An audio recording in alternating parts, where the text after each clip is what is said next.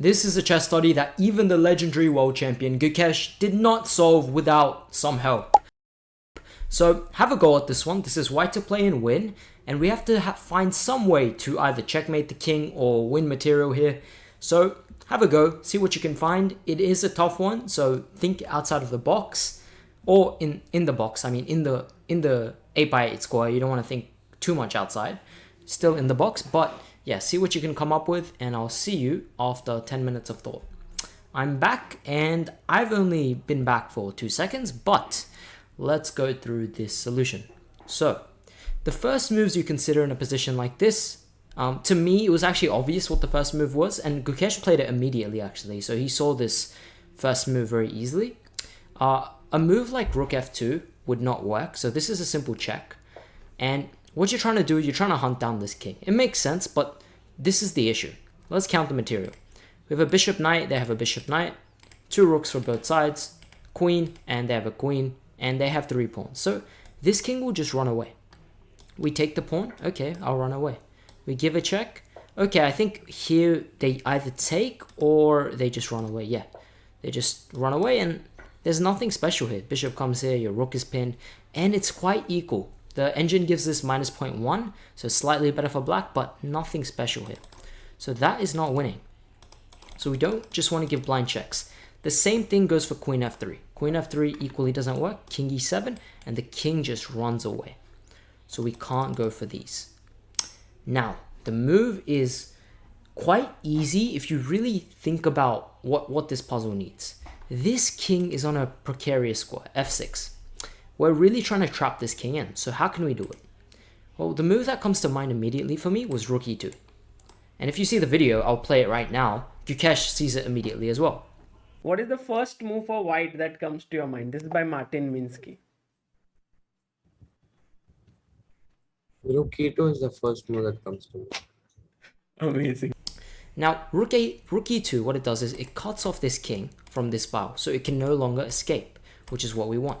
And we're setting up a very, very nasty trick. If it was white to play in this position, we have an amazing move. Let's say a random move. Let's say they play any random move.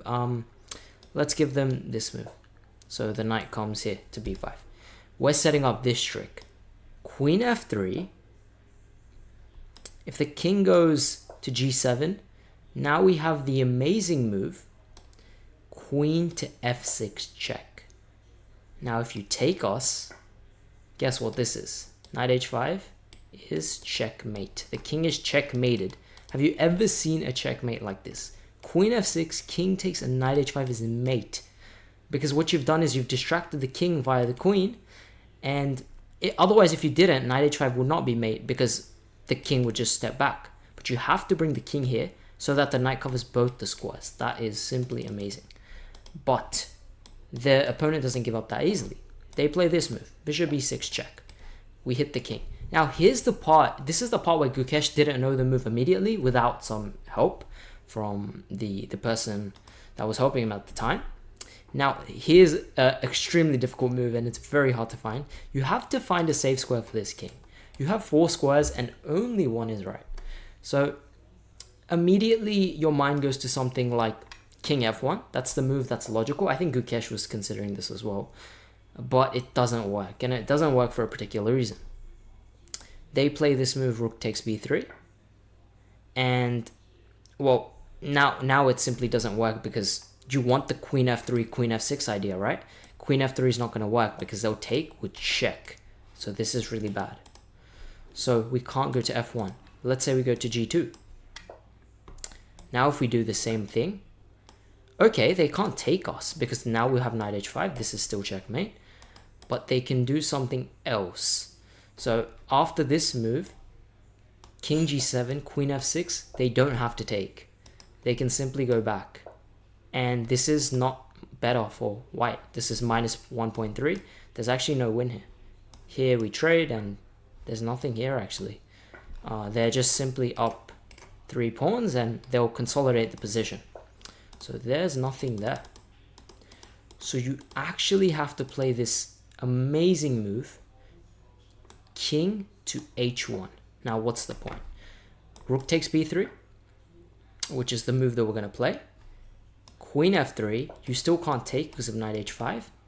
King g7, queen f6, king g8, and now you have the move bishop h7. And the point is your rook can come to h2 now because this square has been vacated. If you put king h2, the rook can't come here. And if you went to f1, you would fall by the check.